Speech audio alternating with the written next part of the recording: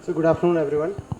First of all, let me thank Ravindran sir and team for this opportunity to present a topic on the greater tuberosity fracture.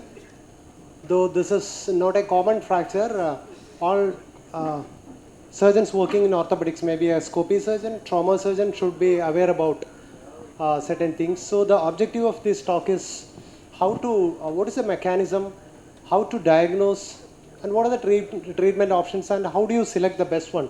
We have the three treatment options we have. On one end you have the plate, screws, and the sutures.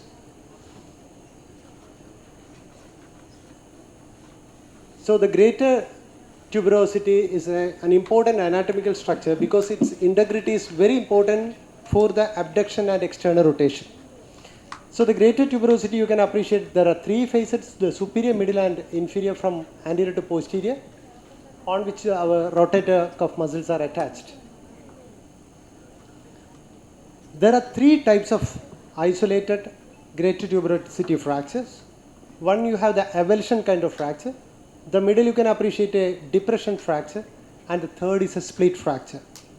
What is the mechanism for this avulsion fracture? This is just like the avulsion of a patella or any other such bone.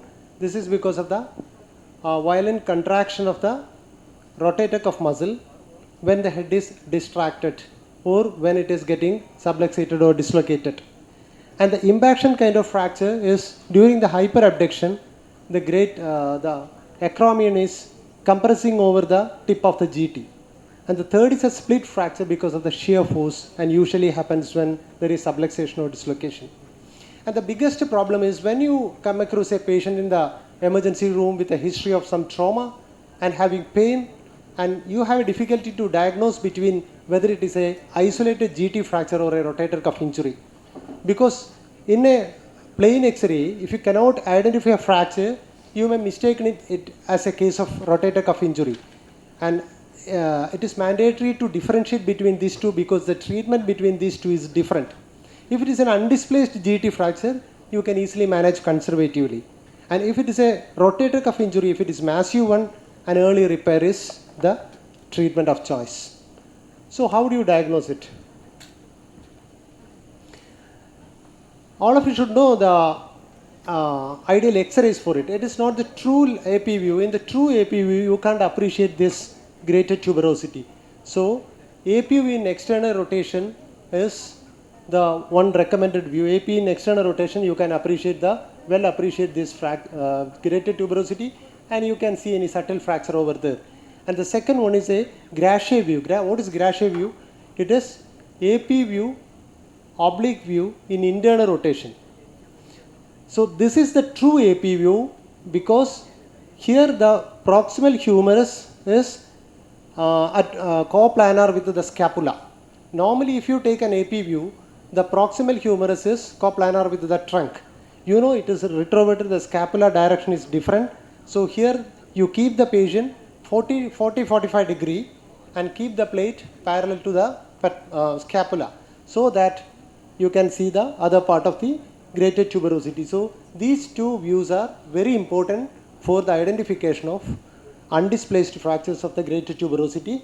And if you have any confusion, you can take an axillary view, but it will be painful. Definitely the CT and MRI has a role. In case of equivocal cases, you can ask for a CT, you can identify the fracture. And the role of MRI is still, if you have a diagnostic dilemma, you are in diagnostic dilemma to rule out the rotator cuff. Now, what is the indication for fracture fixation? I believe all of you know the level difference between the head of humerus and the tip of the GT. It is 5 millimeter. It is that gap of 5 millimeter is important for preventing the impingement. So when there is an avulsion fracture, what will happen to the after the fracture? The rotator cuff will pull the fracture superiorly and posteriorly, because the direction of the rotator cuff is like that. It is coming from posterior to anterior.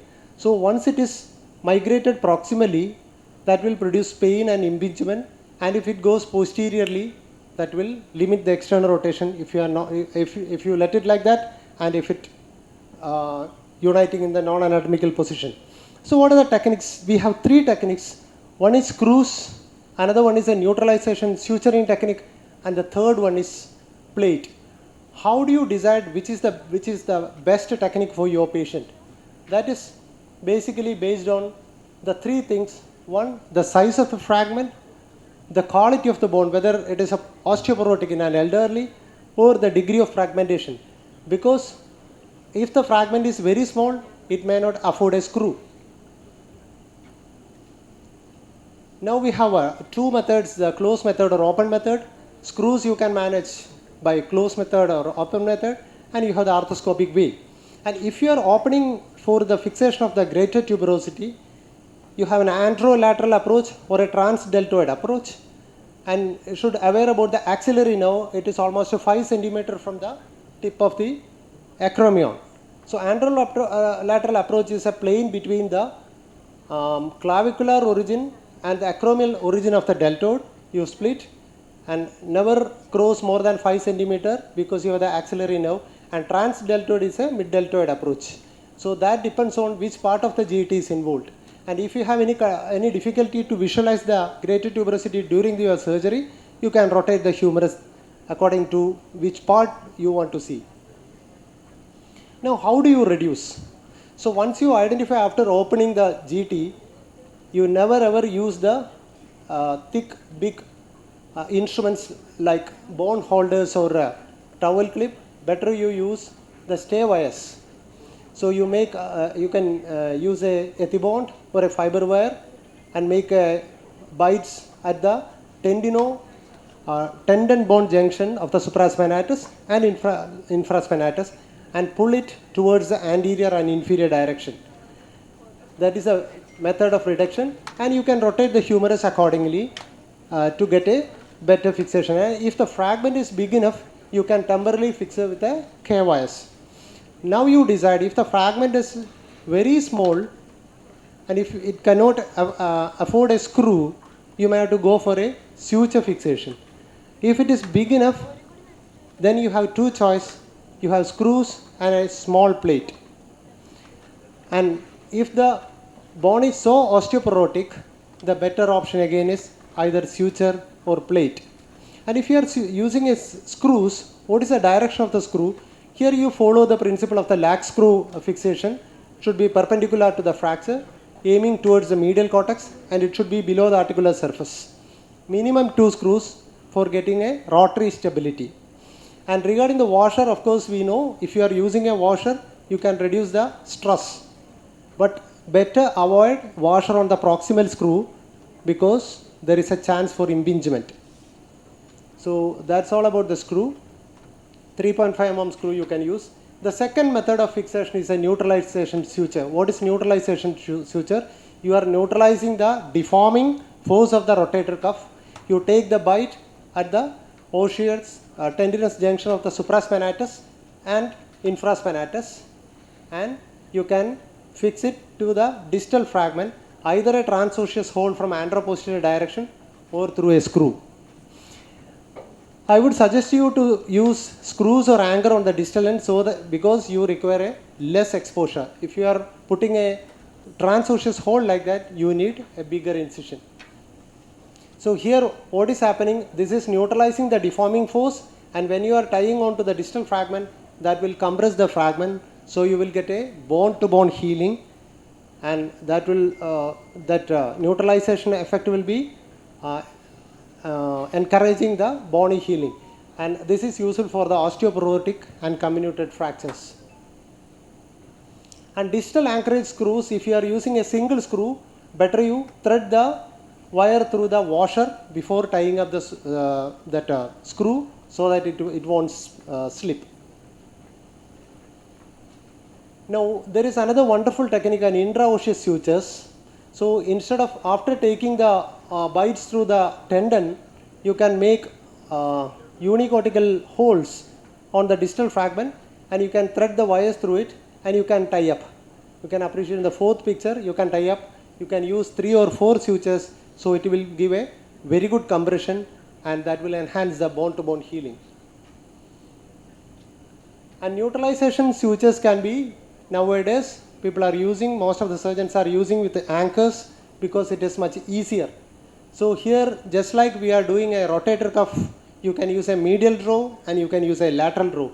Medial row, you can put 2 anchors towards the articular surface, and after after putting that anchor, you can take the bites. For that, you can use either a lasso or you can use a mini first pass, and you can take the bite and you tie it, mattress suturing. So that will produce a neutralization effect.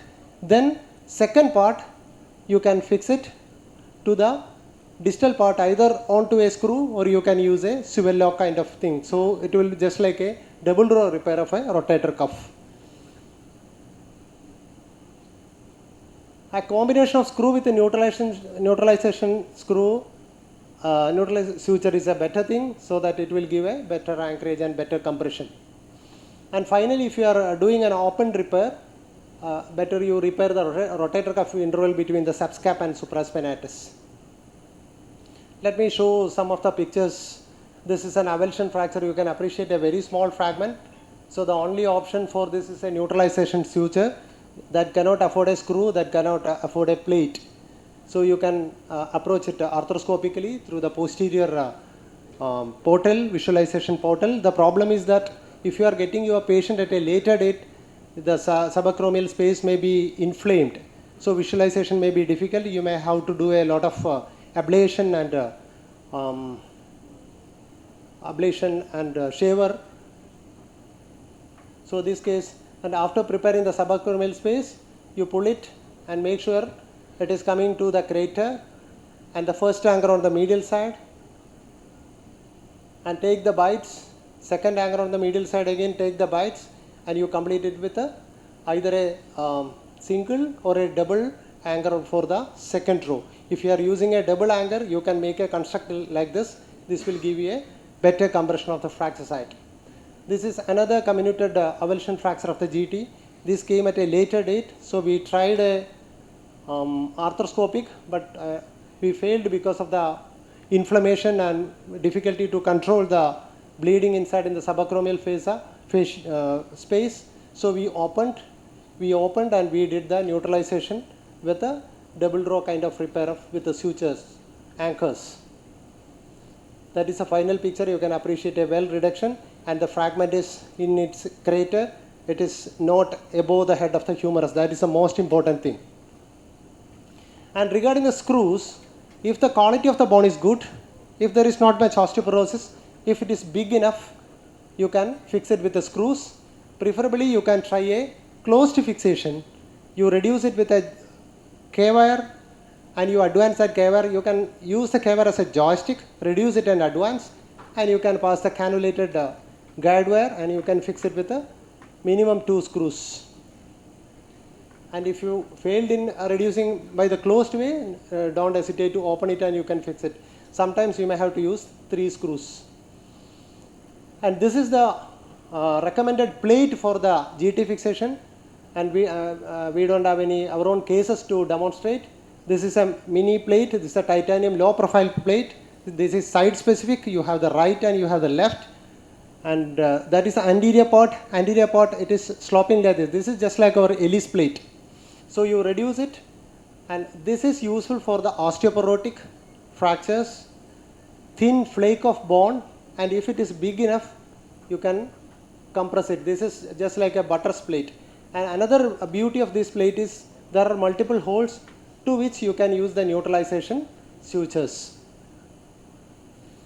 And if the GT is not an isolated one, if there is a NIRS type 3 fracture, as Nitin Karun described, you can use this plate, the Philos plate.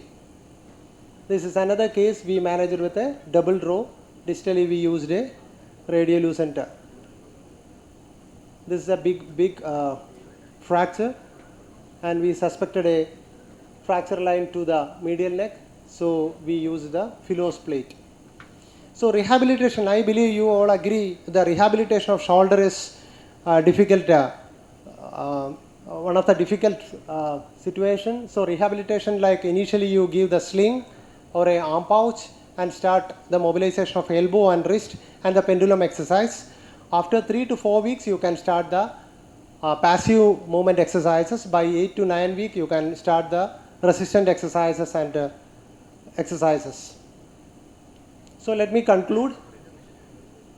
All of you should know about the view to diagnose a isolated GT fracture. I repeat, it is an AP external rotation and Gaucher, an equivocal situation. Don't hesitate to request for a CT and MRI. So the type of fracture and the fragment size, presence or absence of comminution, and amount of displacement is very important. I repeat again, if the fragment is displaced more than 5 millimeter, it is an indication. If it is an undisplaced or if there is a minimal displacement, there is no harm in managing conservatively, but you should take serial X-rays to make sure that that is not displaced. Thank you very much. Thank you, sir. Yeah, Dr. Raju, one small question regarding the type of screw which you use. You tool always 2 screws. Is it a pure cancellous screw which you use or a vertically? Because in the Definitely. Yeah. You should get the fixation on the opposite cortex. Yes. Otherwise, it won't stand. Cannulated system, lag principle. You can use the partially threaded screws. So regarding the rehab protocol, will you immobilize completely for 4 weeks? No. Arm sling. You can start the pendulum exercise on the next day. What about passive mobilization? Passive after suture removal, maybe you can start the passive movement 3 weeks. 3 weeks. Because many patients complain of stiffness if you immobilize. As early as possible. The recommended is after 3 weeks you can start. By 4 weeks you can start the active assisted. And resistant exercise better you start maybe after 8 weeks, 9 weeks. Okay. Strengthening exercises. Thanks. Thank you. Any more questions?